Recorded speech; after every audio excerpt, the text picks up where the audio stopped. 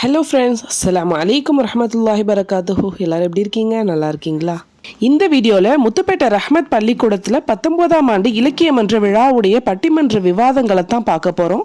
கடந்த 19 ஆண்டுகளாக பேச்சாளர்கள், கவிஞர்கள், கட்டுரையாளர்கள் என்று படைப்பாளர்களை உருவாக்கிய இந்த இலக்கிய மன்ற விழாவில் இந்த ஆண்டு பேச்சு போட்டிக்கான 2ஆம் பரிசு பெறுவதற்காகத்தான் இன்னைக்கு நாம வந்திருக்கோம்.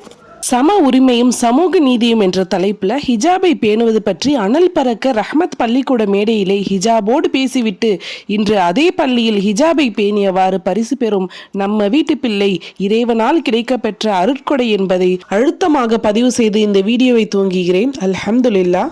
இந்த வீடியோல சிறப்பு விருந்தினராக வருகை புரிந்த கவிஞர் மற்றும் இயக்குனர் பிருந்தா சாரதி பற்றி இன்ட்ரோ ஸ்பீச் கொடுத்தாங்க.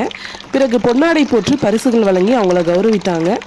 அது மட்டும் இல்லாம பிருந்தா சாரதி அவர்கள் தன்னுடைய வாழ்க்கையில் நடந்த சுவாரஸ்யமான சில நிகழ்வுகளையும் நம்ம கூட பகிர்ந்துக்கிட்டாங்க. அனைவருக்கும் வணக்கம். இந்த அற்புதமான ஒரு மாலை நேரத்தில் ரஹ்மத் அறக்கட்டளை நடத்துகிற இந்த பட்டிமன்ற நிகழ்ச்சியில் உங்களை எல்லாம் சந்திப்பதில் நான் பெரும் மகிழ்ச்சி அடைகிறேன். முத்துப்பேட்டை என்ற ஊரில் இவ்வளவு ஒரு அற்புதமான பள்ளிக்கூடத்தை நான் பார்க்கிற போது சென்னையில் கூட இப்படி இல்லையே என்று நான் காலையில் ஆச்சரியப்பட்டேன். ஆனா இங்க வந்த உடனே ஒரு பள்ளிக்கூடம் என்பது முதல்ல இவ்வளவு ஒரு விரிந்த பார்வை ஒரு மாணவனுக்கு அல்லது ஒரு மாணவிக்கு வரணும்னா இந்த ஸ்பேஸ் ரொம்ப முக்கியம். அதை இந்த பள்ளிக்கூடத்தில் பார்த்தேன். இப்படி அமைத்திருக்கிற முஸ்தபா அவர்களுக்கு நான் என்னுடைய வணக்கத்தை முதலில் தெரிவித்துள்ளேன். கடந்த ஜனவரி மாதம் பொங்கலை ஒட்டி நான் சென்னையில் கவிக்கோ மன்றம் என்ற ஒரு மன்றம் இருக்கிறது. அந்த மன்றத்திற்கு ஒரு நிகழ்ச்சிக்காக நான் சென்றிருந்தேன். அப்போது முஸ்தபா அவர்கள் ஆகஸ்ட் மாதம் முத்துப்பேட்டையில் நம்முடைய பள்ளிக்கூடத்தில் ஒரு நிகழ்ச்சி இருக்கிறது, இலக்கிய விழா, நீங்கள் அவசியம் வருகை தர வேண்டும் என்று சொன்னார். இப்படி நிறைய பேர் இன்னும் சொல்வார்கள் 8 மாதம் 7 மாதத்துக்கு அப்புறம் ஒரு தேதியை, ஆனால் பிறகு அவர்கள் மறந்து விடுவார்கள். ஆனால் நினைவு வைத்திருந்து சென்ற மாதம் ஜூலை மாதம் மறுபடியும் அவரே போன் செய்து ஆகஸ்ட் 16 குறித்துக் கொள்ளுங்கள், இலக்கிய விழா நம்முடைய பள்ளிக்கூடத்தில் இருக்கிறது முத்துப்பேட்டையில் என்று கேட்டு அவருடைய உதவியாளரிடம் என்னுடைய பெயரெல்லாம் அனுப்ப சொல்லி டிக்கெட் போட்டு இன்று காலை 3 மணிக்கு நான் வந்து சேர்ந்தேன். இது எதற்காக என்றால், சொன்ன வார்த்தையை மறக்காதவர்கள் தான் சான்றோர்கள், சொன்ன வார்த்தையை நிறைவேற்றுகிறவர்கள் சான்றோர்கள். பெரிய மனுஷனா வேற ஒண்ணுமே இல்லை. நீங்க கோடிக்கணக்கான ரூபாய் ஒரு மனிதனிடம் இருந்தால் அவர் பெரிய மனிதர் அல்ல. நீங்கள் ஒரு வார்த்தையை காப்பாற்றினால் கடவுள் உங்களை ஆசீர்வதிக்கிறார். அப்படி ஒரு அற்புதமான மனிதர் சிங்கப்பூர் முஸ்தபா அவர்கள், மிகச்சிறந்த தமிழ் ஆர்வலர். கவிக்கோ அப்துல் ரஹ்மான் அவர்கள் மீது அற்புதமான ஒரு நட்பை பேணியவர். அவர் கவிதைகளின் மீது காதல் கொண்டவர். அவர் பெயரால் சென்னையில் ஒரு இலக்கிய மன்றம், கவிக்கோ மன்றம் என்பதை நடத்தி கொண்டிருக்கிறார். ஆஸ்திரேலியாவில் ஒரு இடத்திற்கு கவிக்கோ அப்துல் ரஹ்மான் தெரு என்று எல்லை கடந்து கண்டம் கடந்து கூட கவிக்கோவினுடைய புகழை நிலைநாட்டிக் கொண்டிருப்பவர். அப்படி ஒரு இலக்கிய ஆர்வலர். அவருடைய பள்ளிக்கூடத்தில் நடைபெறுகிற இந்த பட்டிமன்றத்தில் கலந்து கொள்வதில் நான் பெரும் மகிழ்ச்சி அடைகிறேன். இன்றைக்கு கொடுக்கப்பட்டிருக்கிற பட்டிமன்ற தலைப்பு மாணவர்களுடைய முன்னேற்றத்தில் பெரிதும் பங்கு வகிப்பது, மாணவர்களுடைய எதிர்காலத்தை பெரிதும் தீர்மானிப்பதில் பங்கு வகிப்பது எது, குடும்ப சூழலா பள்ளி சூழலா என்பதுதான் தலைப்பு. எதிர்காலம் என்பது என்ன? எதிர்காலம் என்பது நமக்கு எதிரில் இருக்கிற ஒரு காலம், நாம் இதுவரை காணாத ஒரு காலம். நம்முடைய இறந்த காலத்தை நாம் கடந்து வந்து விட்டோம், நிகழ்காலத்தில் வாழ்ந்து கொண்டிருக்கிறோம். எதிர்காலம் எதிர் வரப்போகிற ஒரு காலம். அது கனவு அல்ல, கற்பனை அல்ல. எப்படி நம்முடைய நிகழ்காலத்திற்கு நம்முடைய இறந்த காலம் பொறுப்போ, இறந்த காலத்தில் நாம் செய்த நல்ல செயல்களோ தீய செயல்களோ இன்றைய நம்முடைய நிலைக்கு காரணம். அப்படி எதிர்காலம் சிறப்பாக இருக்க வேண்டும் என்றால் நிகழ்காலத்தில் நாம் என்ன விதையை போடுகிறோம், எந்த விதமான செயல்களை புரிவதற்காக நம்முடைய எண்ணத்தை செலவழிக்கிறோம், விதைக்கிறோம் என்பது முக்கியமானது. அப்படிப்பட்ட விதைகளை தூவுவதில் குடும்ப சூழல் நமக்கு சாதகமாக இருக்கிறதா, பள்ளிக்கூட சூழல் சாதகமாக இருக்கிறதா என்பதை விவாதிப்பதற்காக இன்றைக்கு 6 மாணவியர் இங்கே வந்திருக்கிறார்கள். அவர்களுடைய வயதில் நான் மேடையில் ஏறினால் பேச வாய் வராது. எனக்கு 9ஆம் வகுப்பு படிக்கிற மாணவி வந்திருக்கிறார் மேடையிலே பேசுவதற்காக. இவர்கள் எல்லோரும் பேச போகிறது என்னென்றால் நம்முடைய எதிர்காலத்தை பற்றி. இன்றைய குழந்தைகள் தான் நாளைய உலகம். இவர்களுடைய எதிர்காலத்தை தீர்மானிக்க போகிறது யார் என்பதை, யாருடைய எதிர்காலத்தை பற்றி, குழந்தைகளுடைய எதிர்காலத்தை பற்றி பேச போகிறவர்கள் அவர்களே. ஆகவே இவர்கள் என்ன பேசப் போகிறார்கள் என்பதில் நான் மிகுந்த எதிர்பார்ப்போடு இருக்கிறேன். நான் சில திரைப்படங்களுக்கு வசனம் எழுதியிருப்பதை என்னை அறிமுகப்படுத்திய ஆசிரியை உங்களுக்கு கூறினார். அவற்றில் எத்தனை படங்களை நீங்கள் பார்த்திருப்பீர்கள் என்று தெரியவில்லை. 25 வருடங்களுக்கு முன்பு நான் எழுதத் தொடங்கினேன். ஆனந்தம் என்ற ஒரு திரைப்படம். மம்முட்டி, முரளி, தேவயானி இவங்கெல்லாம் நடிச்சிருப்பாங்க. அப்பாஸ் வந்து ஒற்றை ரூபாய் சாங்கெல்லாம் இருக்கும். கேட்டிருக்கீங்களா? பல்லாங்குழியின் வட்டம் பார்த்தேன். எவ்வளவு பேர் பார்த்திருக்கீங்க? கேட்டிருக்கீங்க? அவ்வளவு பேர். பல்லாங்குழியின் வட்டம் பார்த்தேன் என்ற பாடல் இடம்பெற்ற அந்த படம். அதே போல கை கொடுத்து நான் எழுதிய ஒரு வசனம் உங்களுக்கு தெரியும் நினைக்கிறேன். குழந்தைகளா இருப்பதனால அந்த வசனம் கண்டிப்பா தெரியும் நினைக்கிறேன். அந்த வசனத்தினுடைய முதல் வரியை சொல்ற, அடுத்தடுத்த வரிகள் தெரிந்தால் நீங்கள் சொல்லலாம். உங்களுக்கு என்னுடைய வசனம் தெரிஞ்சிருக்கான்னு செக் பண்றதுக்காக. நீ நிதானமா இல்ல,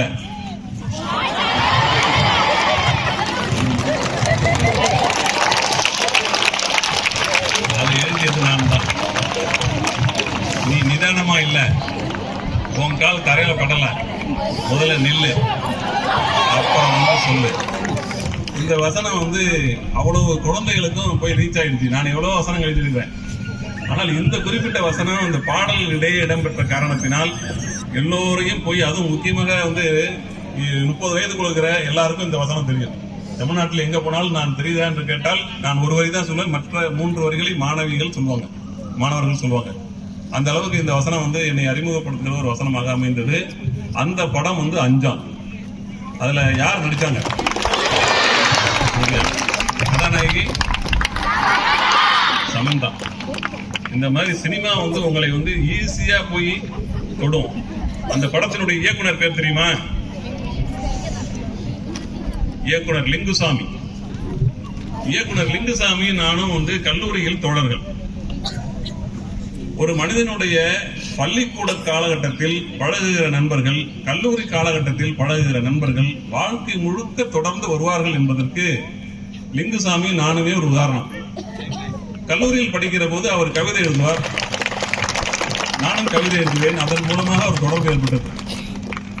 அந்த தொடர்பின் காரணமாக அவர் படம் இயக்குகிற போது என்னை அழைத்து ஆனந்தம் படத்திற்கு நீ வசனம் எழுது என்று அந்த வாய்ப்பை அளித்தார். அதே போல இன்னொரு 2 சம்பவங்கள் சொல்றேன். இந்த பட்டிமன்றத்திற்குள்ள போறதுக்கு முன்னாடி நான் அப்போது 7ஆம் வகுப்பு படிச்சுட்டு இருந்தேன். எங்க வீட்டுக்கு தினத்தந்தி செய்தித்தாள் வரும். எங்க அப்பா அந்த செய்தித்தாளை படிப்பாங்க. அதற்கு பிறகு கும்பேஸ்வரன் கோவில், கும்பகோணத்துக்கு கோவில், கும்பகோணம் கும்பேஸ்வரன் கோவில் நடவானத்துல தான் எங்களுடைய கடை இருக்கு, சிறிய கடை. உங்களுக்கு எல்லாம் தேவையான தோடு, ரிப்பன், அந்த மாதிரி இந்த கழுத்துல போடுற மணிமாலை இதெல்லாம் விற்கிறது சிறிய ஒரு கடை தான் எங்க அப்பா வச்சிருந்தாங்க. அந்த கடையில் வருகிற வருமானத்தில் தான் எங்களுடைய 5 பேர் வாழ்க்கை நடத்தணும். 5 பேர்ல நாங்க 5 பேர், 2 அக்கா, 3 தம்பி, எங்க அப்பா அம்மா 7 பேர். ஒரு சிறிய கடை. அதுல தினத்தந்தி பேப்பர் வாங்குவாரு. அதுல பக்கத்து கடைக்கெல்லாம் எடுத்து போய் படிப்பாங்க. அப்ப நானும் 7ஆம் வகுப்பு மாணவனாக நான் வந்து அந்த செய்தித்தாள்ல கன்னித்தீவுன்னு ஒரு கதை வரும், படக்கதை. அதில் வருகிற சிந்துபாத், அதில் கதாநாயகி லைலா, மந்திரவாதி மூசா என்ற கதாபாத்திரங்கள் எல்லாம் எனக்கு ரொம்ப பிடிக்கும். அந்த மந்திரவாதி மூசா என்ன பண்ணுவோம், கதாநாயகியை சின்னோண்டு ஆக்கி ஒரு செல்போன் சைஸுக்கு சின்னதா ஆக்கி அவனுடைய தோல்ல போட்டிருக்கிற ஒரு பெட்டியில அடைச்சு வச்சுக்குவான். எடுத்துட்டு போயிடுவான் 7 கடல் தாண்டி. அவளை தேடி சிந்துபாத் அலைவான். அவளை எப்படி போய் மீட்க போறான் என்பதுதான் கதை. தினசரி வரும் அந்த கதையை நான் விரும்பி படிப்பேன். அப்படி படிக்கிற போது அதை கவனித்துக் கொண்டிருந்த எங்க அப்பா செய்தித்தாள் போடுகிற அந்த ஏஜென்ட் கிட்ட சொல்லி, அடுத்த மாதத்துல இருந்து எங்க வீட்டுக்கு ஒரு அம்புலி மாமா கொடுங்க அப்படின்னு சொன்னார். அம்புலி மாமாவில் தான் நான் முதலாக விக்ரமாதித்தன் வேதாளம் கதையை படித்தேன். அதே போல அதில் வருகிற ராஜா ராணி கதைகள், அதில் வருகிற தென்னாலிராமன் கதைகள், பஞ்சதந்திர கதைகள், இதெல்லாம் என்னுடைய கற்பனைக்கு மிகப்பெரிய திணியாக இருந்தது. அந்த அந்த அம்புலி மாமா வாங்கி கொடுப்பதற்கு எங்க அப்பா 5ஆம் வகுப்பு தான் படிச்சிருக்காங்க. மொத்தமா 5ஆம் வகுப்பு படிக்கிற அவருக்கு இவனுக்குள்ள கதை எழுதுகிற ஆர்வம் இருக்கிறது என்பதை தெரிந்து கொண்டு அதற்கு இவனுக்கு ஒரு அம்புலி மாமா வாங்கி கொடுக்க வேண்டும் என்று எப்படி தோன்றியது? இப்போது கூட நான் வியப்பாக அதை பார்க்கிறேன். நான் இன்றைக்கு ஒரு கதாசிரியனாக, ஒரு இயக்குனராக, கவிஞராக உருவாகி இருக்கிறேன் என்றால் அதற்கு ஆரம்ப புள்ளியை வைத்தது எங்க அப்பா தான். அம்புலி மாமா வாங்கி கொடுத்த அந்த முயற்சி. இது ஒரு மனிதனுக்கு எப்படி குடும்ப சூழல் இப்படி ஒரு சாதகமான அவனுடைய விருப்பத்துக்கு தகுந்த மாதிரி எதிர்காலத்தை அமைத்துக் கொள்வதற்கு குடும்பமே ஒரு உதவியாக இருக்கிறது என்பதற்கு ஒரு சான்று. அதே போல எனக்கு 10ஆம் வகுப்பு படிக்கிற போது ஒரு ஆசிரியர், அவருடைய பெயர் கே. வெங்கட சுப்பிரமணியம், கும்பகோணத்தில் டவுன் ஹை ஸ்கூல்ல நான் படித்தேன். அப்ப 10ஆம் வகுப்பு படிக்கும் போது ஒரு நாள் இந்த கோவில்ல அவரு வெள்ளிக்கிழமை இன்னைக்கு வெள்ளிக்கிழமை ஆனால் அவர் கும்பேஸ்வரர் கோவிலுக்கு சாமி கும்பிட வருவாங்க. அப்படி வருகிற நான் கடையில இருப்பேன். பள்ளிக்கூடம் முடிஞ்சோன்னு சாயங்காலம் 4 மணிக்கு 4:30 மணிக்கு இப்ப ஸ்கூல் முடிஞ்சோன்னு 6 மணிக்கு ஒரு அரை மணி நேரம் விளையாண்டுட்டு 6 மணிக்கு கடைக்கு வந்துருவேன். எங்க அப்பா போய் ரெஃப்ரெஷ் பண்ணிட்டு வருவாங்க. நான் அப்படியே கடையில் உட்கார்ந்து என்னுடைய வீட்டு பாடங்களையும் எழுதுவேன். அப்படி ஒரு நாள் கடையில் இருக்கிற போது அந்த KVS சாமி கும்பிடுறதுக்காக கோவிலுக்கு வந்தார். நான் அன்றைக்கு காலையில பள்ளிக்கூடத்துக்கு போகல. வந்தவர், நீங்க ஏன்டா ஸ்கூலுக்கு வரல? செருப்பு எங்க கடையில போட்டுட்டு சாமி கும்பிட போறவரு செருப்பு போட்டுக்கிட்டே கேட்டார், ஏன்டா நீங்க ஸ்கூலுக்கு வரல? அவர் தான் வகுப்பாசிரியர். ஏன் ஸ்கூலுக்கு வரலன்னு கேட்டார். எனக்கு அப்படியே கண் கலங்கிடுச்சு.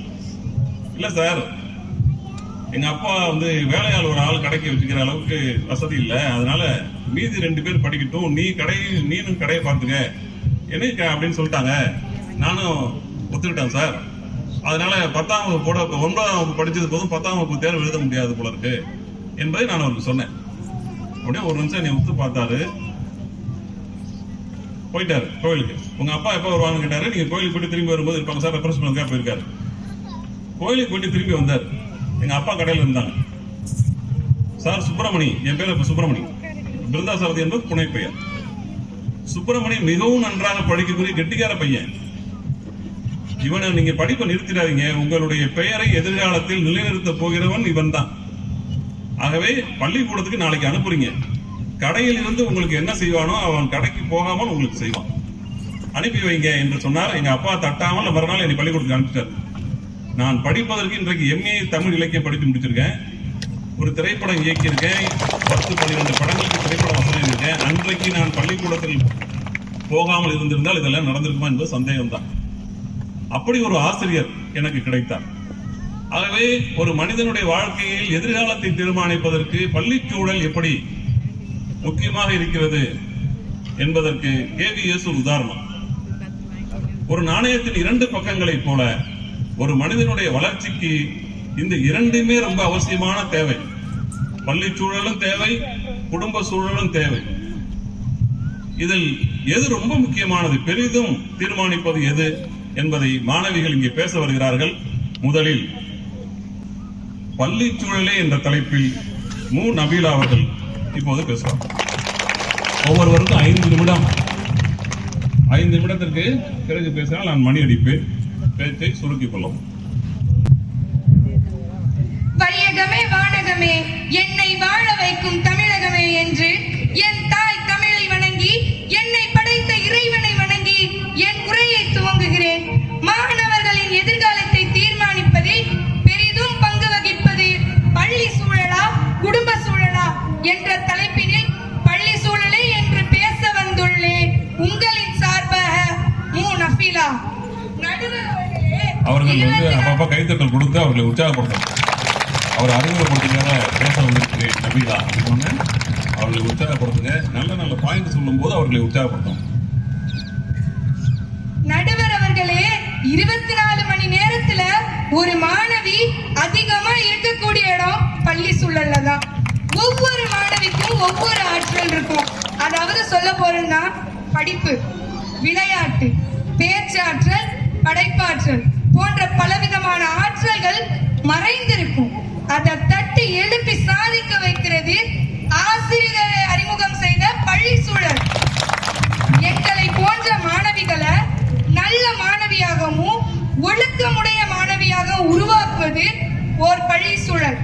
ஐயன் திருவள்ளுவர் பொய்யாமொழியில் கூறுகிறார், ஒழுக்கம் விழுப்பம் தரலான், ஒழுக்கம் விழுப்பம் தரலான், ஒழுக்கம் உயிரினும் ஓமப்படும் என்று. ஒழுக்கம் ஒரு மனிதனுக்கு நல்ல நெறியை கற்றுக் கொடுக்கும். அத்தகைய ஒழுக்கமே ஒரு மனிதனின் உயிரை விட மேலாக கருதப்படுகிறது என்பதையும் கற்றுக் கொடுப்பது ஒரு பள்ளி சூழல். ஐயா, இதுக்கு சிறந்த எடுத்துக்காட்டு மாணவர்களை கனவு காணுங்கள் என்று கூறியவர் டாக்டர் APJ அப்துல் கலாம். அவர் ஒரு முறை அவருடைய ஆசிரியரை பார்த்து ஒரு கேள்வி எழுப்பினார். ஐயா, பறவை எப்படி பறக்கிறது என்று. அவருடைய ஆசிரியர் எண்ணினார், மாணவர்களுக்கு வகுப்பில் வைத்து விளக்குவதை விட கடற்கரைக்கு அழைத்து சென்று விளக்கினார் தெளிவாக புரியும் என்று எண்ணி மாணவர்கள் அனைவரையும் கடற்கரைக்கு அழைத்து சென்று அங்கு ஒரு பறவையை காமித்து இவ்வாறு பறக்கும் என்று தெளிவாக விளக்கினார். மற்றவங்களா இருந்தா என்ன பண்ணிருப்பாங்க, சும்மா பார்த்துட்டு இருந்திருப்பாங்க. ஆனா அன்னைக்கு டாக்டர் அப்துல் கலாம் அந்த பறவையை பார்த்து 5 நிமிடம் சிந்தித்து விட்டு மீண்டும் ஒரு கேள்வி எழுப்பினார். ஐயா, இதே போன்று மனிதனாலும் பறக்க முடியுமா என்று. அவருடைய ஆசிரியர் உடனடியாக பதிலளித்தார், மனித ஆற்றலை விட சிறந்த ஆற்றல் எதுவும் இல்லை என்று. அன்றே டாக்டர் APJ அப்துல் கலாமை உருவாக்கியது எது? பள்ளி சூழல். ரொம்ப வேணாங்க ஐயா, நம்ம பாட புத்தகத்திலே இருக்கு. கல்வி கண் திறந்தவர் கர்ம வீரர் காமராஜர். அவர் ஒரு முறை சிறிய கிராமத்தை சுற்றி உலா வந்து கொண்டிருந்த போது ஒரு மாணவனை பார்க்கிறார். அவன் பள்ளி பருவத்திலே படிக்கக்கூடிய மாணவன். ஆனால் பள்ளி படிக்கவில்லை, மாடு மேய்த்து கொண்டிருக்கிறான். என்னடா தம்பி, பள்ளிக்கூடம் போகாம மாடு மேய்க்கிறேன் என்று கேட்ட பொழுது அவன் என்ன கூறினான் தெரியுமா நண்பர்களே? அவன் என்ன கூறினான் தெரியுமா? அடுத்த வேளை உணவிற்காக இந்த மாட்டை மேய்க்கிறேன் என்று. அன்று சிந்தித்து செயல்படுத்தப்பட்டது மத்திய உணவு திட்டம். அன்றே உயர்ந்தது பள்ளியின் மதிப்பு.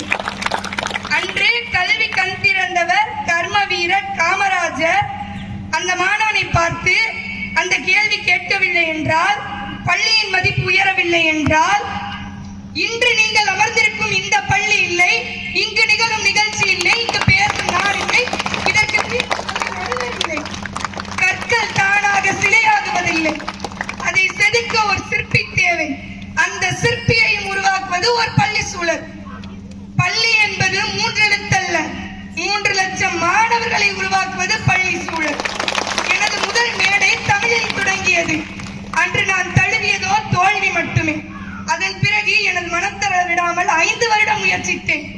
1-2 வருடம் அல்ல, 5 வருடம் முயற்சித்தேன். அந்த 5 வருடமும் தோல்வியை தழுவினேன்.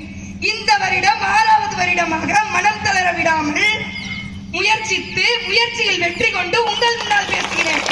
இதற்கு வாய்ப்பளித்ததும் ஒரு பள்ளி சூழல்.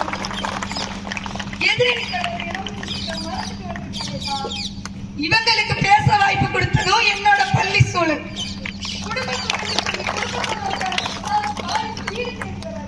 நீங்க வாய்ப்பு தேடி வரணும்னா வீதிக்கு வரணும். வீதியில வந்து பாடம் கத்துக்கணும். பாடம் கத்துக்கிட்டு பள்ளிக்கு வரணும். பள்ளிக்கு வந்ததால தான் நீங்க பேசுறீங்க. நடுவர் அவர்களே, நாளைக்கு இவங்க வேலையில வரணும்னாலும் ஒரு பட்டப்படிப்பு தேவை. அந்த பட்டப்படிப்புக்கு அடித்தள படிப்பு பள்ளி. இவங்களுடைய எதிர்காலத்தை தீர்மானிப்பதும் ஒரு பள்ளி சூழல். ஒரு மாணவிட ஒழுக்கத்தையும் நல்ல நெறியையும் அறிவாற்றலையும் அவளுடைய எதிர்காலத்தையும் தீர்மானிப்பது ஒரு பள்ளி சூழல். ஆக உங்களது முத்தான மதிப்பெண்ணை பள்ளி சூழலுக்கு தருமாறு கேட்டுக்கொண்டு என் உரையை நிறைவு செய்கிறேன். நன்றி. முதல்ல 5 நிமிடம்னா 5 நிமிடத்தில் அழகாக முடிச்சார். நான் மணிக்கு கை கொண்டு போகிற நேரத்தில் அவர் முடிச்சிட்டார். அவங்க 5 நிமிடம் முதல்ல நேர கட்டுப்பாடை அழகாக மதித்து 5 நிமிடத்துக்கு தான் சொல்ல விரும்பிய 5 கருத்துக்களை ரொம்ப அற்புதமா சொல்லிட்டாங்க. ஒரு மாணவியினுடைய தனித்திறனை கொண்டு வருவதில் ஆசிரியர்கள் எப்படி உதவியா இருக்காங்க, ஒழுக்கத்தை உருவாக்குவதில் பள்ளி சூழல் எப்படி பயன்படுது, அப்துல் கலாம் எதிர்காலத்தில் ஒரு விஞ்ஞானியாக போகிறார் என்பதற்கு பள்ளி கல்லூரி ஆசிரியர்கள் எப்படி உதவி செய்தார்கள், மதிய உணவு திட்டத்தை கொண்டு வந்த காமராஜர் எப்படி மாணவர்களை தமிழ்நாட்டையே உயர்த்துகிற ஒரு மாபெரும் மனிதராக உயர்ந்ததற்கு ஒரு மாணவன் சொன்ன ஒரு பதில் தான் காரணம். ஐயா, காலையில சாப்பிட்றதுக்கே உணவு இல்லாத போது நாங்கள் எப்படியா பள்ளிக்கூடத்துக்கு வர முடியும்னு கேட்டோன்னே 6000 பள்ளிக்கூடங்கள் அன்றைய காலகட்டத்தில் 1950 6000 பள்ளிக்கூடங்கள் தான் தமிழ்நாட்டில் இருந்தது. இன்றைக்கு தமிழ்நாட்டில் இருக்கிற பள்ளிக்கூடங்களுடைய எண்ணிக்கை எவ்வளவு தெரியுமா? 60,000 பள்ளிக்கூடங்களை காமராஜருடைய ஆட்சி காலத்தில் அவர் உருவாக்கினார். அரசு பள்ளி, தனியார் பள்ளி என்று இன்றைக்கு அவருடைய காலகட்டத்தில் 60,000, இன்னைக்கு அதை விட பன்மடங்கு ஆயிருக்கும். ஏறக்குறைய 1,20,000 பள்ளிக்கூடங்கள், கல்லூரிகள் இன்றைக்கு இருக்க வாய்ப்பு இருக்கு. அந்த அளவுக்கு காமராஜர் அவர்கள் நம்முடைய வாழ்க்கைக்கு, அவர் சொன்னது உண்மைதான். நபீலா நாம் சொன்னது பெரிய உண்மை. அவர் காமராஜர் மட்டும் இல்லை என்றால் பேசுவதற்கு இவ்வளவு பெண்கள் பள்ளிக்கூடத்தில் இவ்வளவு பெண்கள் படிக்க வந்திருக்க மாட்டீர்கள்.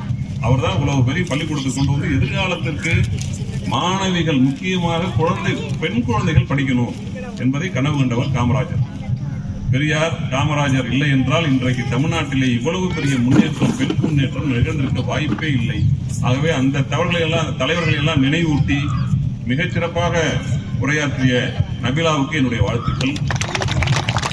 அடுத்து பேச வருகிறவர், அவர் கேட்ட கேள்விகளுக்கெல்லாம் இவர் பதில் சொல்லுவார். அவங்க எல்லாம் பள்ளிக்கூடத்துல இவ்வளவும் கத்துக்கிறோம், வீட்டிலே உட்கார்ந்துருந்தா இதெல்லாம் கத்துக்க முடியுமா என்று கேட்டார். இதற்கெல்லாம் பதில் சொல்வதற்காக வருகிறார் ரக்ஷனா. 12ஆம் வகுப்பு ஆ பிரிவில் இருக்கிறார். ரக்ஷனா, வாங்க.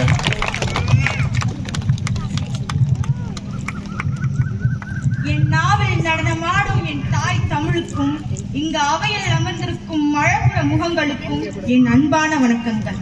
மாணவர்களின் எதிர்காலத்தை பெரிதும் தீர்மானிப்பதில் பங்கு வகிப்பது பள்ளி சூழலா குடும்ப சூழலா என்ற தலைப்பினில் குடும்ப சூழலே என்று பேச வந்துள்ளேன்.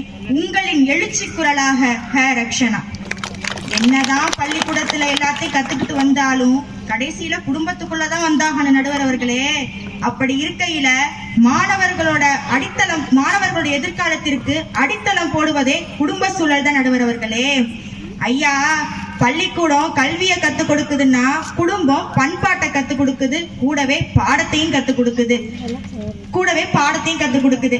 ஆசிரியர் சொல்லித்தர பாடம் எல்லாம் புரியுதோ இல்லையோ, ஆனா குடும்ப சூழலால ஏற்படுற வறுமை, பொறுமை, கடமை, பொறுப்பு இவையெல்லாம் கற்றுக் கொடுக்கிற பாடம் நல்லாவே புரியும். அவையெல்லாமே தான் மாணவர்கள் முன்னெடுத்துக்கிட்டு வாழ்க்கையில வெற்றியும் பெறுறாங்களே. ஐயா, மாணவர்களோட எதிர்காலத்திற்கு பாதை வகிக்கிறதே குடும்ப சூழல் தான். இதற்கு உதாரணமா சில வரிகள் சொல்றேன். இந்த வரிகள் எனக்கு ரொம்ப பிடிக்கப்பட்ட வரிகள் சொல்றேன், கேளுங்க. என் தாய் தன் வாயாலே மணி போல கூறும் உண்மையான சொற்களையே மழை நீராக உட்கொண்டு அத்தாயின் மார்பில் மணிமாலை என அசைந்து அழகுற வாழ்ந்தேன். ஐயோ, இளம் பயிர் வளர்ந்து முதிர்ந்து நெல் மணிகளாகும் முன்னே தூவும் மழைத்துளி இல்லாமல் வாடி காய்ந்தது போல இப்பொழுது நானும் என் தாயை இழந்து வாடுகிறேன் என்று தேம்பாவணியில் வீரமாமுனிவர் வருந்தி கூறியிருக்கிறார். ஐயா, இதுல வீரமாமுனிவர் எனக்கு கற்றுக் கொடுத்த ஆசிரியரை இழந்து நான் வாடல, நான் கற்றுக்கிட்ட குருகுலத்தை இழந்து வாடல, என்னை ஈன்ற தாயை இழந்து வாடுகிறேன், என் எதிர்காலத்தை தேடுகிறேன் என்று கூறுகிறார். ஐயா, குடும்பத்தின் தூணாக இருக்கும் அம்மாவும் அப்பாவும் இல்லைன்னா குழந்தை எங்க இருந்த ஐயா வரும்? அதற்கு எதிர்காலம் எங்க இருந்த ஐயா வரும்? எதிரணி தோழி நபீலா சொன்னாங்க, இந்த மேடையில நின்று பேசுறேன்னா அதுக்கு என்னோட பள்ளி சூழல் தான் காரணம். எங்களை போன்ற மாணவிகளை உருவாக்குவதே இந்த பள்ளி சூழல் தான் அப்படின்னு சொன்னாங்க. அவங்களுக்கு ஒண்ணு தெரியல, அவங்க அம்மாவும் அப்பாவும் அனுமதிக்கலன்னா அவங்க இங்க எப்படி வந்து பேசியிருக்க முடியும்? அவங்க குழந்தைங்களை பள்ளிக்கூடத்துக்கு உழைச்சு பள்ளிக்கூடத்துக்கு படிக்க அனுப்பலைன்னா அவங்களால போன்ற மாணவிகளை இந்த பள்ளிகள் எப்படி உருவாக்கி இருக்க முடியும்? அவங்களே இன்னொன்னு சொன்னாங்க, சிற்பிகளை உருவாக்குவது இந்த பள்ளிக்கூடம் தான் அப்படின்னு. ஐயா, சிலை வடிக்கும் சிற்பிகளை உருவாக்குவது எந்த பள்ளிக்கூடம் ஐயா இருக்கு? சிலை வடிப்பது அப்படிங்கிறது ஒரு பரம்பரை தொழில் ஐயா. அதுல தந்தை அதாவது ஆசிரியர் இடத்துல இருக்கும் ஒரு தந்தை என்பவர் தான் தன் மகளுக்கோ அந்த கலையை சொல்லி கொடுத்து மேல்படுத்துறாங்க. அதே தெரியாம அந்த அம்மா வந்து பேசுது. ஐயா, குடும்பத்துல இன்பமும் வரும் துன்பமும் வரும். இந்த இன்பம் இருக்குல்ல, வெற்றி கழிப்புல குருட்டுத்தனமா முடிவெடுத்து நம்ம இரண்டாவது வெற்றியை நோக்கி செல்லும் போது தோல்வியை தரும். ஆனா அந்த துன்பம் இருக்கு இல்லையா, அதாவது வெற்றிக்கு முன்னாடி ஒரு துன்பம் இருக்குல்ல, அது வந்து வெற்றி பாதையை சரி செய்து சரியாக வழி நடத்தி முன்பு செய்த சிறிய தவறுகளோ பெரிய தவறுகளோ திருத்தி அந்த வெற்றி நம்ம கடைசி வரைக்கும் இருக்கிற மாதிரி கொண்டு செல்லும்.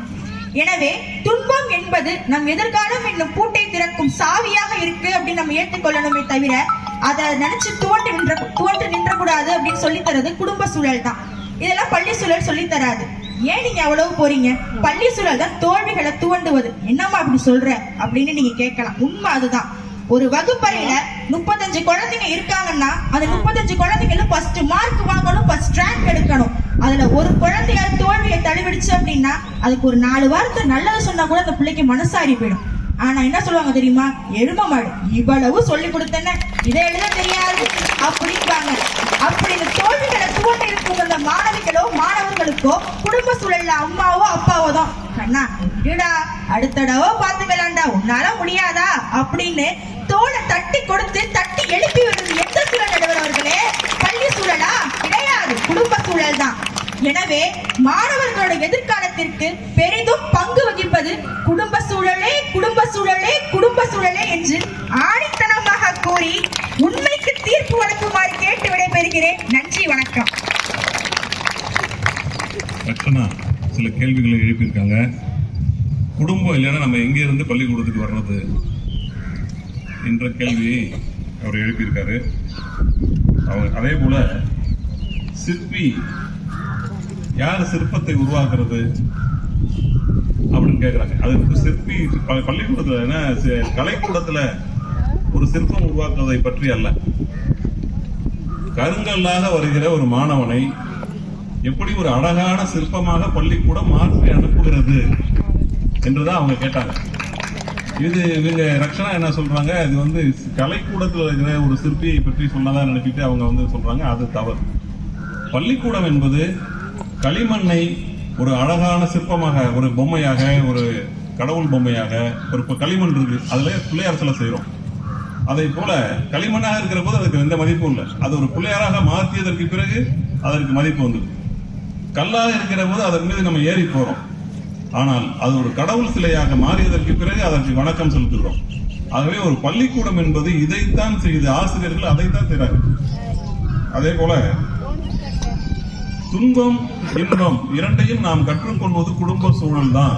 அது ரொம்ப முக்கியமான ஒரு விஷயம். வாழ்க்கையில இருக்கிற கஷ்ட நஷ்டங்களை எல்லாம் வந்து நம்ம குடும்பத்தில இருந்தா பார்த்து தெரிஞ்சுக்கிறோம். அப்பா படுகிற கஷ்டம், காலையில 8 மணிக்கு நீங்க பள்ளிக்கூடத்துக்கு வரீங்கன்னா அம்மா 5 மணிக்கு எந்திரிப்பாங்க. அவங்க வந்து உங்கள் காலை உணவு மதிய உணவு ரெண்டையும் அவங்க 5 மணிக்கு எழுந்திரிச்சு உங்களுக்கு 7 மணிக்கு தயார் பண்ணி 7 மணிக்கு வேன்ல ஏற்றினாதான் நீங்க 8 மணிக்கு பள்ளிக்கூடத்துக்கு வர முடியும். இது அவர்கள் அன்றாடம் வருடக்கணக்காக செய்தால்தான் நீங்க வந்து ஒரு +2 வரைக்கும் வர முடியும். நீங்க +2 வந்ததுக்கு பிறகு கூட நீங்க உங்களுக்கு செஞ்சுக்கிறீங்கன்னு எனக்கு தெரியல. ஆனால் ஒரு அம்மா தினந்தோறும் உங்களுக்காக டிஃபன் பாக்ஸ் கட்டுறதுல இருந்து நீங்க வீட்டுக்கு போனதுக்கு பிறகு உங்களுக்கு உணவு தயாரித்து வைப்பதுல இருந்து, அதே போல ஒரு அப்பா அவருடைய வருமானத்தில் உங்களை எல்லாம் படிக்க வைத்துக் கொண்டிருக்கிறார். இது எல்லாமே குடும்ப சூழலால் நடப்பது என்பதை அவர் தெளிவாக எடுத்துச் சொன்னார். இதற்கு பதிலளிக்கும் விதமாக பள்ளி சூழலே என்ற தலைப்பில் கனிஷ்கா பேச வருகிறார். வாங்க. தாயே தமிழே கலைவாணியே, நீ எந்த நாவினில் வந்து நடனமாடாவிட்டாலும் பரவாயில்லை, சிறிது நடமாடி விட்டாவது போ என்று கூறி என் தாய் தமிழை வணங்கி எனது உரையை தொடங்குகிறேன். மாணவர்களின் எதிர்காலத்தில் தீர்மானிப்பது, பெரிதும் பங்கு வகிப்பது பள்ளி சூழலா குடும்ப சூழலா என்ற தலைப்பினில், பள்ளி சூழலே என்ற தலைப்பினில் பேச வந்துள்ளேன். உங்களில் ஒருவள் கனிஷ்கா. குடும்பம் எனும் சிறிய வட்டத்தை தாண்டி நாட்டை நாடிய பின்புதான் மாணவனின் வாழ்க்கை நல்வாழ்வு துளிரத் தொடங்கியது. பாரதியே எடுத்துக் கொள்ளுங்கள். வீட்டை விட்டு வீதிக்கு வந்தார், உலகை கற்க தொடங்கினார். அதுவே அவருக்கு புதிய புதிய திசைகளை எல்லாம் அறிமுகப்படுத்தியது. நடுவர் அவர்களே, தேடு கல்வி இல்லாதோர் ஊரை தீ இழுத்து இரையாக மடுதல் என்று கல்வி கூடங்களின் இன்றியமையாமையை சினத்துடன் கூறியிருக்கிறார் மகாகவி பாரதியார். எதிரணியில சொன்னாங்க, ஆசிரியர்கள்லாம் தேடு கல்வி இல்லாதோர் ஊரை, தேடு கல்வி இல்லாதோர் ஊரை தீயினுக்கு இரையாக மடுதல் என்று கல்வி கூடங்களின் இன்றியமையாமைய மகாகவி பாரதியார் சொல்லியிருக்காரு. கோவில் இல்லாத ஊரில் குடியிருக்க வேண்டாம் என்று ஔவையார் சொன்னார். புதிய அவங்க எழுதுனது ஆத்திச்சூடி, ஔவையார் சொன்னது ஆத்திச்சூடி. கோவில் இல்லாத ஊரில் குடியிருக்க வேண்டாம். புதிய ஆத்திச்சூடி எழுதிய பாரதியார் என்ன சொன்னார்னா, பள்ளிக்கூடம் இல்லாத ஊரை தீயிட்டு கொளுத்துவோம். ஆகவே பள்ளி கல்வி எவ்வளவு அவசியம் என்பதற்கு பாரதியாருடைய இந்த பாட்டு ரொம்ப முக்கியமான ஒரு பாட்டு. அழகா பேசுறீங்க, சொல்லுங்க. அதுக்கப்புறம் எதிரணி தோழி ரக்ஷனா சொன்னாங்க, பரீட்சையில எல்லாம் தோத்துட்டோம் அப்படின்னா ஆசிரியர்கள் எரும மாடு படிக்க மாட்டியான்னு சொல்றாங்களாம். இந்த காலத்துல எந்த ஆசிரியர் அப்படி சொல்றாங்க? சொன்ன உடனே யூடியூப், பேஸ்புக் என்ன ஆசிரியர் திட்டாங்க, நாம போறோம் கம்ப்ளைண்ட் கொடுக்க அப்படின்னு தானே சொல்லிக்கிட்டு இருக்காங்க. அதுவும் ஜேஇஇ நீட் எல்லாம் எந்த ஆசிரியரும் வந்து எழுதுங்கன்னு நாங்களா சொல்லிக்கிட்டு இருக்கோம்.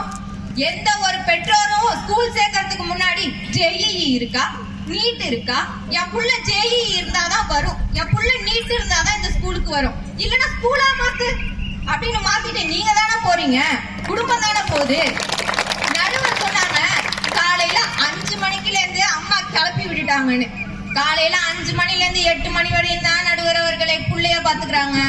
அதுக்கப்புறம் 8 மணில இருந்து நைட் கிளாஸ், ஸ்பெஷல் கிளாஸ், அந்த கிளாஸ், இந்த கிளாஸ், 8 மணி வரைக்கும் நைட்டு ஆசிரியர்கள் தான் ஒரு பெற்றோர்கள் மாதிரி பாத்துக்கிறாங்க. அதுக்கப்புறம் வீட்டுக்கு போனோம்னா சாப்பிட்டுட்டு படுக்க வேண்டியதுதான். இதுதான் பெற்றோர்கள் பார்க்க வேண்டிய வேலை. குடும்பம் என்பது உறவுகளுக்குள்ளேயே நம்மை சுற்ற வைக்கிறது. ஆனால் கல்விச்சாலையோ புத்தகங்களுக்கு ஊடே உலகை திறந்து காட்டுது நடுவர் அவர்களே. வேறுபாடுகளையும் கடந்து புதிய புதிய நண்பர்களையும் புதிய புதிய உறவினர்களையும் நமக்கு அறிமுகப்படுத்துறது யாரு? பள்ளிக்கூடம் தானே. குடும்பத்திலே எல்லாம் சீரியல் பார்த்துட்டு வீட்டிலேயே உட்கார வேண்டியதுதான். மேலும் இந்த யுகம் அறிவியல் தொழில்நுட்ப யுகம், கல்வி யுகம் என்று அறிஞர்கள் கூறுவதை கூட நமக்கு பள்ளிக்கூடம் தான் சொல்லி கொடுக்குது. குடும்பம் என்பது குழந்தைக்கு பாசத்தை மட்டும்தான் காட்டும். குழந்தை ஒரு குடும்பத்துக்கு பாசத்தை மட்டும்தான் காட்டும். ஆனா பள்ளிக்கூடம் தான் அந்த குழந்தைக்கான பாதையை காட்டுது நடுவர் அவர்களே. குடும்பத்துல ஒதுக்கப்பட்ட குழந்தைங்க எத்தனையோ பேர், குறிப்பா சொல்லணும்னா 3ஆம் பாலினத்தவர், அவங்கள கூட குடும்பத்தால் ஒதுக்கப்பட்ட குழந்தைங்க தான். எடுத்துக்காட்டுக்கு சொல்லணும்னா முதல் திருநங்கை ஆசிரியர் கல்கி சுப்பிரமணி, முதல் திருநங்கை காவலாளி கே பிரித்திகா யாஸ்ரீ, இவங்க கூட குடும்பத்தால் ஒதுக்கப்பட்டவங்க தான். ஆனா கல்வி என்கின்ற ஒரு ஆயுதத்தினாலதான் இந்த உலகத்தையே திரும்பி பார்க்க வச்சிருக்காங்க. அப்படிப்பட்ட கல்வியையே இந்த பள்ளிக்கூடம் தானே நடுவர் அவர்களே தருது. உலகத்திலேயே புனிதமான இடம் 2 இடம். ஒண்ணு தாயின் கருவறை, மற்றொன்று பள்ளி வகுப்பறை. தாயின் கருவறையில அந்த உயிர் மட்டும்தான் வளருது, ஆனா பள்ளி வகுப்பறையில அந்த உயிர் மேன்மை அடையுது நடுவர் அவர்களே. எந்த காலத்துல சேரணும், எங்க போய் படிக்கணும், இந்த மாதிரி மார்க் எடுக்கணும்னா எப்படி முன்னேறணும் அப்படின்னு ஒவ்வொரு பள்ளிக்கூடமும் ஆசிரியரும் தானே சொல்லி கொடுக்குறாங்க. தாய் கூட 10 மாசம் சுமந்து பெத்தனு ஒரு வாட்டியாவது நம்ம கிட்ட சொல்லி காமிச்சிருப்பா. ஆனா எந்த ஒரு பள்ளியும் ஆசிரியரும் நீ வெற்றி பெற்றதற்கு காரணம் நான் தான் அப்படின்னு சொல்லி காமிச்சது இல்ல. இந்த மேடையில வந்து பேசுறதுக்கு காரணம் நான் தான் அப்படின்னு எந்த பள்ளிக்கூடமும் சொல்லி காமிச்சது கிடையாது.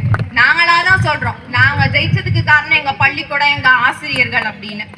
Education is the most powerful weapon which you can use to change the world. கல்வி என்கின்ற ஒரு ஆயுதம் இருந்தாதான் இந்த உலகத்தையே திரும்பி பார்க்க வைக்க முடியும். அப்படிப்பட்ட கல்வியையே இந்த பள்ளிக்கூடம் தான் தருது என்று கூறி பள்ளி சூழலுக்கே தீர்ப்பளிக்குமாறு கேட்டுக்கொள்கின்றேன். நன்றி, வணக்கம். நல்ல கேள்விகள். எரும மாடு அப்படின்னு திட்டுனா என்ன பண்ணுவீங்க? நீங்கெல்லாம் வாங்கிட்டு சும்மா இருக்க மாட்டீங்க, யூடியூப்ல போய் சொல்லுவீங்க, ஃபேஸ்புக்கில் பதிவு பண்ணிடுவீங்க அப்படின்னு யதார்த்தத்தை சொல்லியிருக்காங்க. இன்றைய நிலை அப்படிதான் இருக்கு.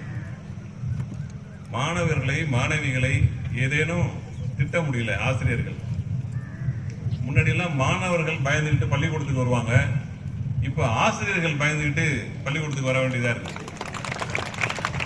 பேப்பரை பார்த்தா முடி வெட்ட சொல்லியிருக்காரு ஒரு ஆசிரியர்.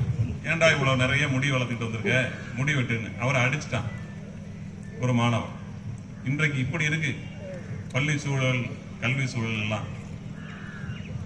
அவங்க அப்பா அம்மா மாணவனை எப்படி கை வைக்கலாம் என்று ஆசிரியர்களோட பள்ளி நிர்வாகத்தோடு சண்டை போடுற ஒரு சிச்சுவேஷன் வந்துருச்சு. விலை உயர்ந்த செல்போன், விலை உயர்ந்த பைக்கு, இதெல்லாம் வயதுக்கு மீறிய ஒரு பொருட்களை எல்லாம் வாங்கி கொடுக்கிறது. இப்படி சில பெற்றோர்களும் இருக்காங்க. இதெல்லாம் இன்றைய காலகட்டத்தில் நடக்கிற ஒரு யதார்த்தம். இவற்றை பற்றியெல்லாம் கேள்வி வைத்திருக்காங்க. ரொம்ப அற்புதமான ஒரு பாயிண்ட் சொன்னாங்க. அது என்னன்னா, பள்ளி கல்வி இருந்தால் எவ்வளவு மோசமான சூழ்நிலையில் இருக்கிற மனிதர்கள் கூட தலை நிமிர்ந்து வாழ முடியும் என்பதற்கு 3ஆம் பாலினத்தவர்கள் இன்றைக்கு நல்ல ஆசிரியர்களாகவும் பதவியில் நல்ல உயர்ந்த பதவிகள் வகிப்பவர்களாக வருவதற்கு கல்வி எவ்வளவு முக்கியமாக இருக்கிறது என்பதை எடுத்து சொன்னாரு. அதற்கு பதிலளிக்க குடும்ப சூழலே என்ற தலைப்பில் ஸ்ரீஜா அவர்களை பேச அழைக்கிறேன்.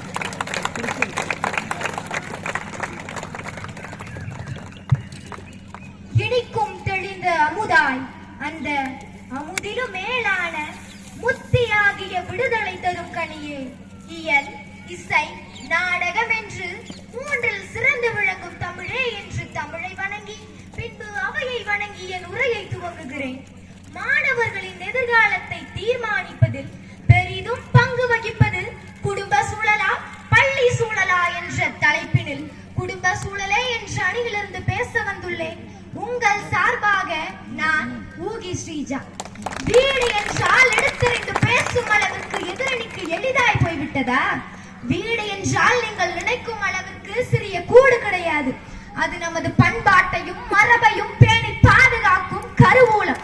எந்த ஒரு தேடலும் வீட்டிலிருந்து தான் நடுவரவர்களை தொடங்குகிறது. அன்பின் தலைவாசலாகவும் அறிவின் நாற்றங்காலாகவும் ஒரு வீடுதானே நடுவரவர்களை நம்ம கூடயே இருக்குது. எப்படி தெரியுமா? பெற்றோர் பாடிய தாலாட்டு பாடலும் தாத்தா பாட்டி சொன்ன கதைகளும் நம் வாழ்க்கைக்கான கைவிளக்குகள் அல்லவா? என்னை உப்பு மூட்டை தூக்கி சுமந்த என் உடன் பிறந்தவர்களின் முதுகிலிருந்துதான் நேசத்திற்கான உள்ளுணர்வு பிறந்து வளர்ந்தது நடுவரவர்களே. நான் எந்த பள்ளியில் படிக்க வேண்டும், அங்கு பாதுகாப்பு எப்படி, கற்பிப்பு எப்படி என்பதை எல்லாம் யோசித்து ஒரு பள்ளி சூழலை எனக்கு உருவாக்கி கொடுத்ததே குடும்ப சூழல் தானே நடுவரவர்களே.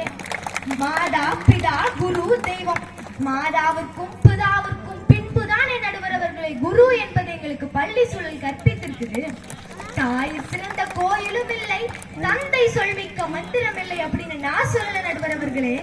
அகத்தியர் சொல்றாரு. எதிரணியில தோழி சொன்னாங்க, உலகத்துல 2 புனிதமான இடம் இருக்குன்னு. ஒண்ணு தாயின் கருவறை, மற்றொன்று பள்ளியின் வகுப்பறை. தாயின் கருவறையில உயிர் மட்டும் தான் உருவாகுதுன்னு இலக்காரமா சொன்னாங்க. சுவர் இருந்தா தானே நடுவரவர்களை சித்திரம் வரைய முடியும். உயிரே இல்லாட்டி எங்க வகுப்பறையில அவங்க யாருக்கு பாடம் நடத்த முடியும்? இன்னொரு தோழி சொன்னாங்க, பட்டிமன்றத்துல பேச பள்ளிதான் வாய்ப்பு கொடுக்குது, பேச்சு போட்டியில பேச பள்ளிதான் வாய்ப்பு கொடுக்குது. பேச கத்து கொடுத்ததே குடும்ப சூழல் தானே நடுவரவர்களே. போதிக்கும் போது புரியாத கல்வி பாதிக்கும் போது புரியும்னு சொல்லுவாங்க. வகுப்பறையில ஆசிரியர் பாடம் நடத்தும் போது புரியாத கல்வி அந்த குழந்தை வீட்டுல உள்ள சூழ்நிலையை தெரிஞ்சு வளர்றதுனால தானே நடுவர்களை மேன்மை அடையுது. ஆகவே மாணவர்களின் எதிர்காலத்தை தீர்மானிப்பதில் பெரிதும் பங்கு வகிப்பது குடும்ப சூழலே. குடும்ப சூழலே குடும்ப சூழல் அணிக்கே தீர்ப்பை வழங்குமாறு கேட்டுக்கொள்கிறேன். நன்றி, வணக்கம். 9ஆம் வகுப்பு படிக்கிற இந்த மாணவி அருமையா பேசினாங்க. பேச்சு போட்டிக்கு அனுப்புறதுக்கு ஆசிரியர்கள் உதவி செய்றாங்கன்னா பேசுறதுக்கு கத்து கொடுத்ததே அம்மா தானையா அப்படின்னு கேள்வி கேட்பாங்க. இது ஒரு ஆதாரமான ஒரு கேள்வி. எதிரணி என்ன பதில் சொல்ல போகுது பார்ப்போம். வாங்க சுபாஸ்ரீ, வாங்க. கொங்குமலை சாரலிலே குளிர்நிலவு தென்றலிலே தங்க மலர் பறித்து தமிழ் தாய்க்கு சூட்டிவிட்டு சங்க தமிழ் தந்த தங்க தமிழ் மொழியை வணங்கி எனது உரையை துவங்குகிறேன். அனைவருக்கும் என் அன்பு வணக்கம். மாணவர்களின் எதிர்காலத்தில் பெரிதும் பங்கு வகிப்பது பள்ளி சூழலா குடும்ப சூழலா என்ற தலைப்பில் பள்ளி சூழலே என்ற அணியிலிருந்து பேச வந்துள்ளேன். நான் சுபாஸ்ரீ. நல்லதொரு குடும்பம் பல்கலைக்கழகம் என்றார் பாவேந்தர்.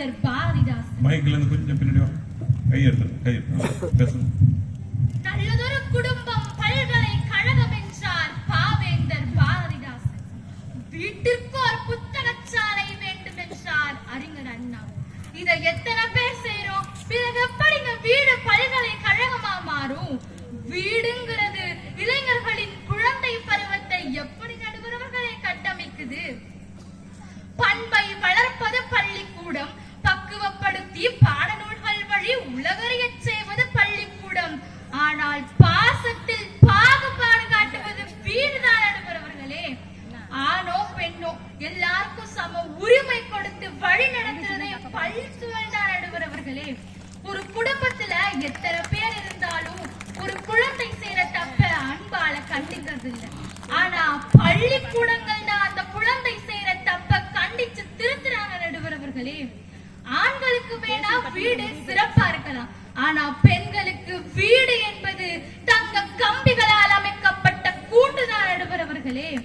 கற்பதனாலேயே நம் நாட்டின் நிலை ஓங்குன்னு பெண்கள் பள்ளியை திறந்தாங்க.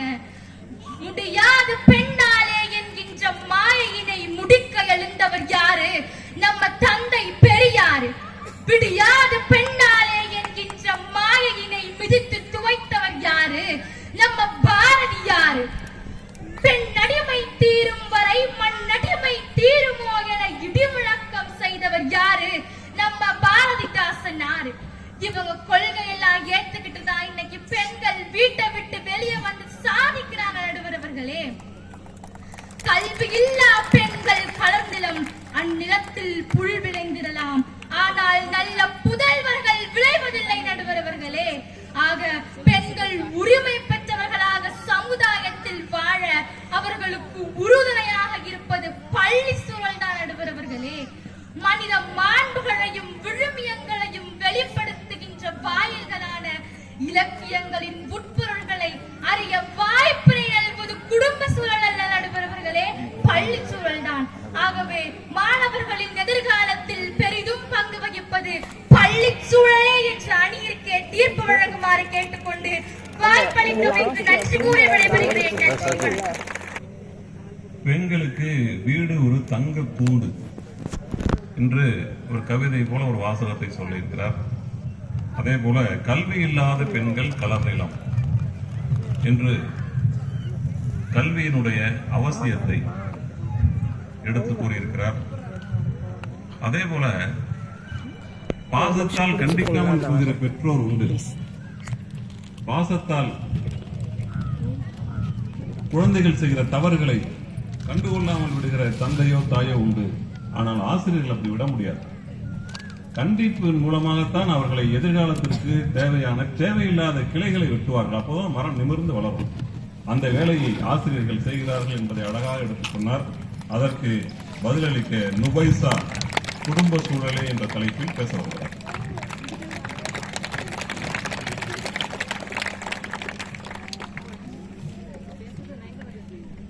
பாராட்டி சீராட்டி தாய்மடியில் தாளாட்டி தமிழ் வளர்த்த மூதாட்டி அவ்வைக்கு என் முதல் வணக்கம், இவ்வவைக்கு என் மறு வணக்கம். மாணவர்களின் எதிர்காலத்தில் பெரிதும் பங்கு வகிப்பது குடும்ப சூழலா பள்ளி சூழலா என்ற தலைப்பினில் குடும்ப சூழலே என்று பேச வந்துள்ளேன். நான் உங்கள் அனுசைபா. கையிலுள்ள செல்வத்தை காட்டிலும் நிலைத்த புகழுடைய கல்விதான் வாழ்வில் இறுதி வரையிலும். அத்தகைய கல்வியை தன்னுடைய பிள்ளைகள் கற்றுக்கொள்வதற்கு எத்தனை பெற்றோர்கள் துன்பங்கள் அடைந்தனரோ அத்தனை துன்பத்தையும் கருத்தில் கொண்டே மாணவர்களின் எதிர்காலத்திற்கு பெரிதும் துணை இருப்பது குடும்ப சூழலே என்று பேச வந்துள்ளேன். நடுவர் அவர்களே, சிறுக சிறுக பணம் சேர்த்து குப்பை கொட்டும் இடத்துல கல்வி மறுக்கப்பட்ட ஒடுக்கப்பட்ட சமூகங்களுக்காக ஒரு பள்ளிக்கூடத்தை கட்டுறாங்க கருப்பின பெண்மணி மேரி மெக்லியோட். அவரை பருத்திக்காட்டில் இருந்து புதிய நம்பிக்கை கொடுத்து பள்ளிக்கூடம் கட்ட வச்சது யாரு? அவங்க பெற்றோர்கள் தான் நடுவர் அவர்களே.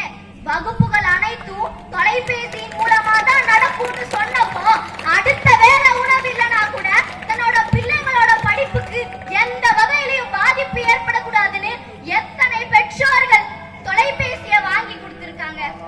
அன்னையிடத்தில் அன்பை வாங்கலாம், தந்தையிடத்தில் அறிவை வாங்கலாம். இதுல இருந்தே புரியுதே, ஆள் காட்டி விரல் புடிச்சி அக்கண்ணா போட வச்சதே எங்க பெற்றோர்கள் தானே நடுவர். படிப்பு மட்டும் மட்டும் ஒரு குழந்தைக்கு போதாது, நல்ல ஒழுக்கமும் வேணும். அந்த ஒழுக்கத்தை கற்றுத் தர்றது எங்க பெற்றோர்கள் தானே. உதாரணமா வீட்டுக்கு உறவினர்கள் வராங்க, அவங்கள வாங்கன்னு சொல்லணும், அவங்களுக்கு எப்படி மரியாதை கொடுக்கணும்னு ஒவ்வொன்னையும் கற்றுத் தர்றது எங்க குடும்ப சூழல் தான் நடுவர்களே. மாணவர்களோட கல்விக்கு முதல் பொறுப்பும் முக்கிய பொறுப்பும் பெற்றோர்கள் தான். காரணம், மாணவர்களுக்கு ஆசிரியர்களையே அறிமுகப்படுத்தினது எங்க பெற்றோர்கள் தான் நடுவர்களே. அம்மா சாப்பாடு ஊட்டும் போதே அக்காவுக்கு ஒரு வாய், அத்தைக்கு ஒரு வாய், பாட்டிக்கு ஒரு வாய், தாத்தாக்கு ஒரு வாய்னு ஊட்டும் போதே பகிர்ந்து கொடுக்கும் பண்பாட்டை ஊட்டி வளர்த்தது எங்க பெற்றோர்கள் தான் நடுவர்களே. நிறைந்த பொருட்கள் இருந்தாலும் நிறைந்த மனிதர்கள் குடும்பத்துல தான் இருப்பாங்க. சேர்ந்து வாழ்வதும் சோர்ந்து போகாம நம்மள காக்குறதும் குடும்பம் தானே. சமுதாயத்தினால ஏற்படும் குற்றங்களை எல்லாம் குறைக்க ஒரு மனிதனுக்கு குடும்பம் மட்டும்தான் உதவுது, அவனை பாதுகாக்குது. ஆகவே மாணவர்களின் எதிர்காலத்திற்கு பெரிதும் துணை நிற்பது குடும்ப சூழலே, குடும்ப சூழலே, குடும்ப சூழலே என்று கூறி வாய்ப்பளித்தமைக்கு விடைபெறுகிறேன். நன்றி, வணக்கம்.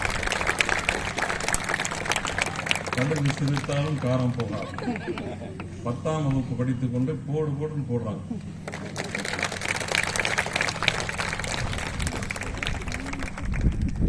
பெற்றோர்கள் பாதுகாப்பாக குழந்தைகளை எப்படி வளர்க்கிறார்கள்? அலைபேசி தேவை. பள்ளிக்கூடத்தில் பாடம் நடத்த முடியாத போது கொரோனா காலகட்டத்தில் எல்லோருக்கும் பள்ளிக்கூடத்தில் அலைபேசியின் மூலமாக ஆசிரியர் வகுப்படுத்த போது ஒரு 10,000 5,000 கொடுத்து வாங்க முடியாதவர்கள் எல்லாம் எவ்வளவு கஷ்டப்பட்டு ஒரு குழந்தைக்கு தேவை என்றவுடன் அலைபேசி வாங்கி கொடுத்தார்கள் என்பதை எடுத்து சொன்னாரு. ரொம்ப அழகான ஒரு சினிமா பாட்டு. சினிமா பாட்டுல எவ்வளவு தத்துவமா அழகா யதார்த்த உண்மைகளை சொல்லியிருக்காங்க பாருங்க. அன்னை இடத்தில் அன்பை வாங்கலாம், தந்தை இடத்தில் அறிவை வாங்கலாம் என்ற அந்த பாடலை எடுத்து சொன்னாங்க. அந்த பாட்டுல அடுத்தடுத்த வரிகள்லாம் ரொம்ப நல்லா இருக்கும். இரண்டும் இருந்தால் பேரை வாங்கலாம், பேரை வாங்கினால் ஊரை வாங்கலாம். ஆகவே இந்த அன்பு இருந்தால், அறிவு இருந்தால் இந்த உலகத்தில் நீங்கள் எதை சாதிக்க முடியுமோ எல்லாவற்றையும் சாதிக்கலாம். சாதிக்க முடியாததையெல்லாம் கூட நீங்கள் சாதிக்க முயற்சி பண்ணலாம். அந்த அளவுக்கு இந்த குடும்ப சூழல் உங்களுக்கு பயன்படும் என்பதை ரொம்ப தெளிவாக எடுத்து சொன்னாங்க. 6 பேருமே அற்புதமாக தங்களுடைய வாதங்களை எடுத்து முன்வைச்சிருக்காங்க.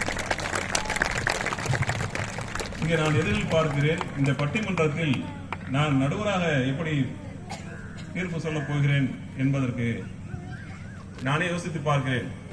நான் ஒரு மாணவனாகவும் இருந்திருக்கிறேன்,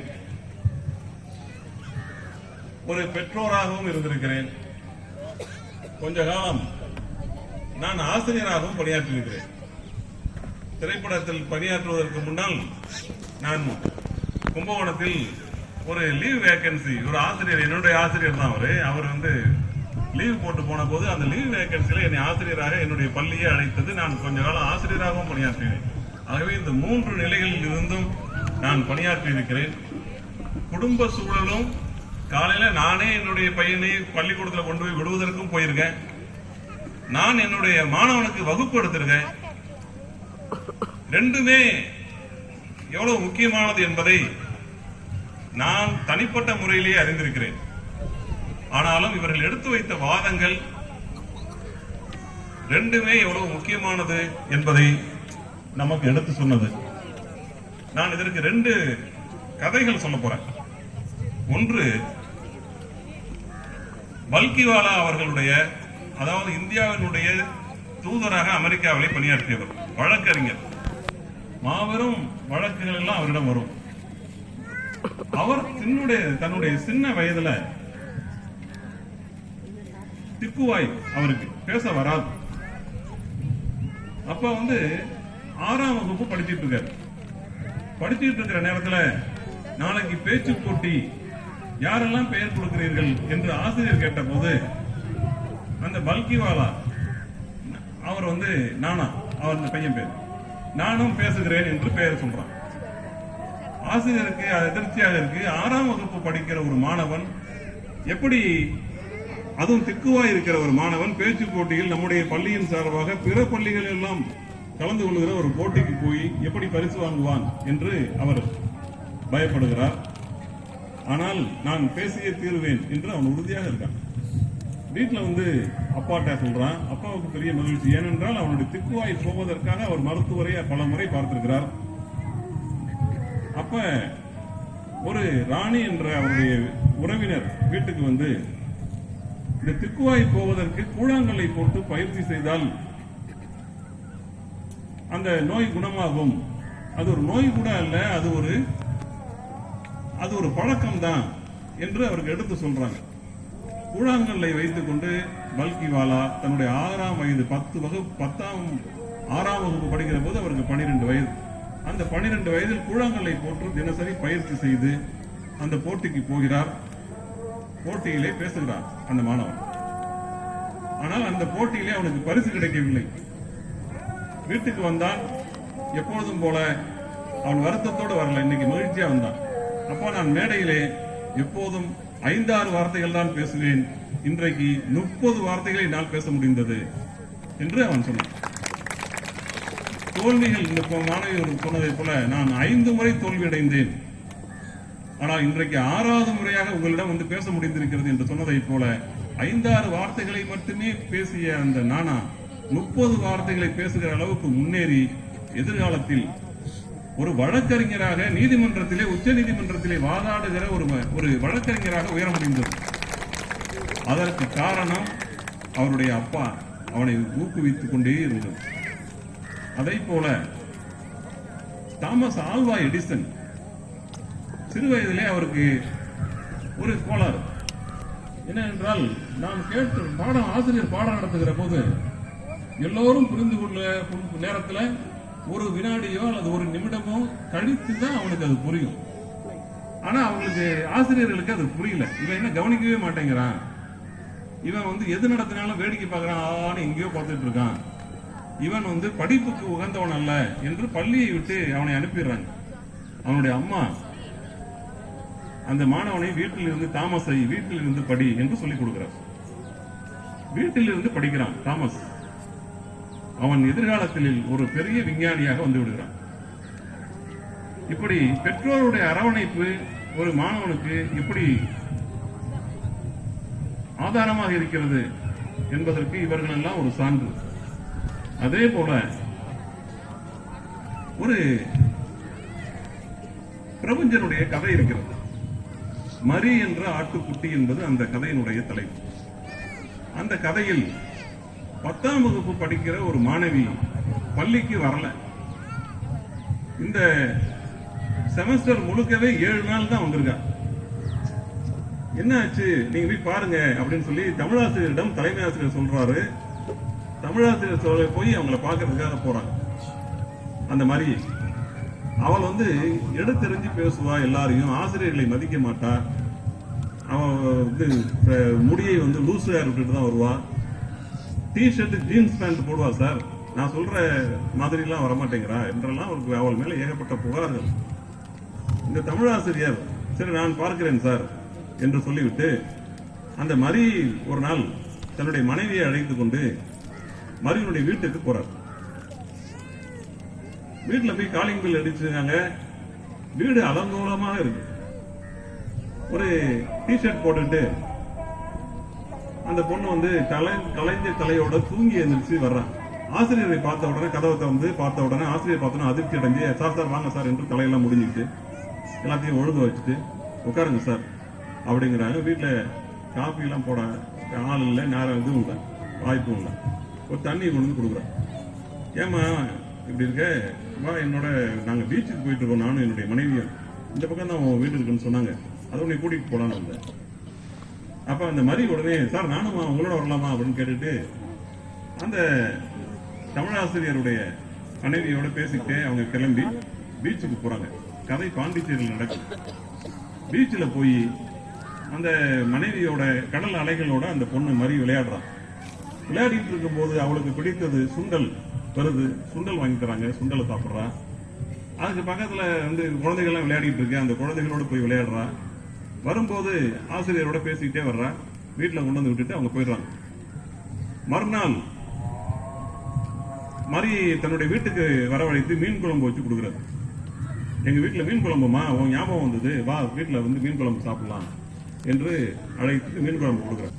அவர் ருசிச்சு சாப்பிட்றார். வீட்டில் காய்கறி நறுக்குவது போன்ற உதவிகள் எல்லாம் தமிழாசிரியருடைய மனைவிக்கு செய்கிறார்.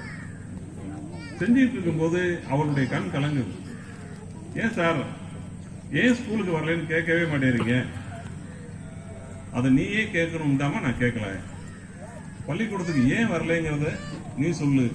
சார் அது வீடா சார், எங்க அம்மா வீட்டிலேயே இருக்க மாட்டாங்க, எங்க அப்பா எங்களை விட்டு 1 வருஷத்துக்கு 2 வருஷத்துக்கு முன்னாடி எங்களை விட்டு போயிட்டாரு, எங்க அம்மாவுக்கு என்னை பற்றி அக்கறை இல்லை என்று தன்னுடைய தனிமையை பற்றி அவள் புலம்புறான். அவளுடைய சூழ்நிலை பாவமா இருக்கு. இந்த தமிழாசிரியருடைய மனைவி விட்ட சொல்றாங்க, இந்த பொண்ணு பாவம், அவள் இருப்பதற்கு காரணம் இப்படி இதெல்லாம் இருக்கு அப்படின்னு சொல்லும் போது, யார் தான் பாவம் இல்லை இந்த உலகத்துல? அந்த அம்மா கூட பாவம் தான். அவள் கணவன் மட்டும் விட்டுட்டு போனதுக்கு பிறகு அவள் எதுக்காக வெளில போறாங்கிறது யாரு என்ன சொல்ல முடியும்? அவரா இன்னைக்கு தேவையில்லை, இந்த பொண்ணுக்கு சின்ன வயதா இருப்பதனால புரியல, உனக்கு கூட அது புரியல என்று எடுத்து சொல்றான்.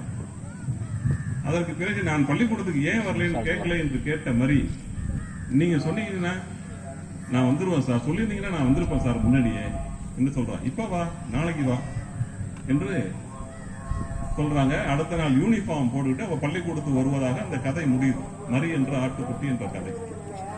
அன்பு காட்டுவதற்கு ஆசிரியர்கள் தயாராக இருந்தால் எல்லா மாணவனும் ஒரு பெற்றோரை பார்ப்பதை போல ஆசிரியரை பார்ப்பார்கள் என்பதற்கு இந்த கதை ஒரு எடுத்துக்காட்டு. ஆசிரியர்கள் என்பவர்கள் தங்களுக்கு தெரிந்ததையெல்லாம் மாணவர்கள் திரிப்பவர்கள் அல்ல. மாணவர்களுக்குள்ளே ஏற்கனவே இருக்கிற ஒரு ஆற்றலை தூண்டி விடுகிற ஒரு தூண்டுகோலாகத்தான் ஆசிரியர்கள் இருக்க வேண்டும். அப்படிப்பட்ட ஆசிரியர்கள் ஏராளமாக இருக்கிறார்கள்.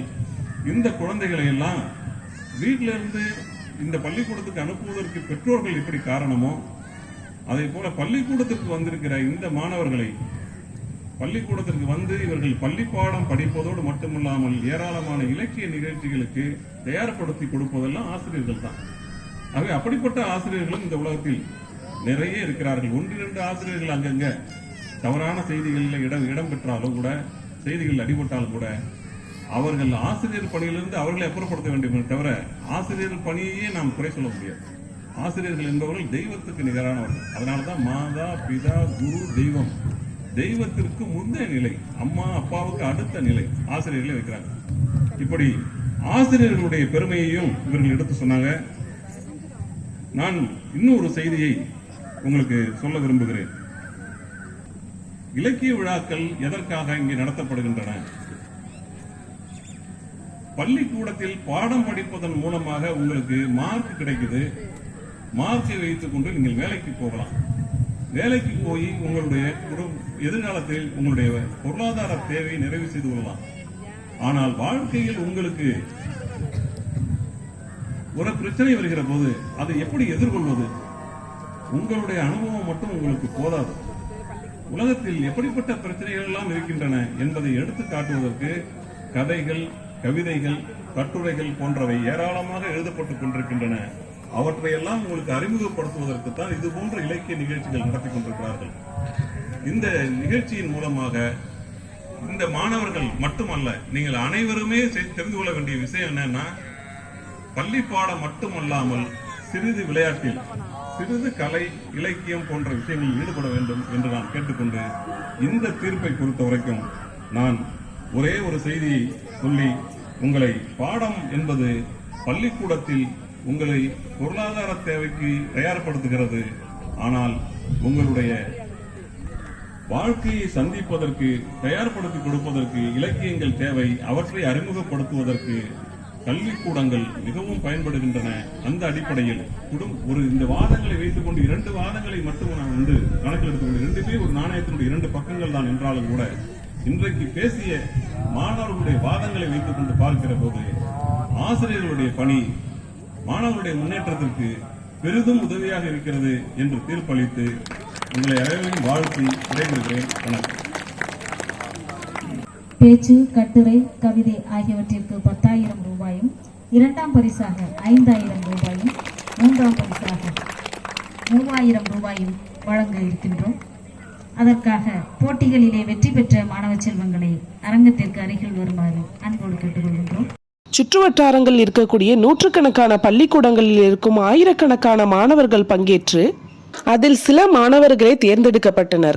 அவர்கள்தான் உங்கள் பார்வைக்கு நான் எடுத்து வந்துள்ள காணொளியின் வாயிலாக மேடை மேல் பட்டை தீட்டப்பட்ட வைரங்களாக ஜொலிக்கின்றனர்.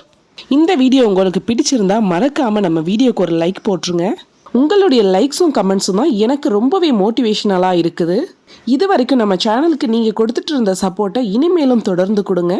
மற்றும் ஒரு பயனுள்ள வீடியோவோட உங்களை மீண்டும் சந்திக்கிறேன். Until then, bye from Sajako.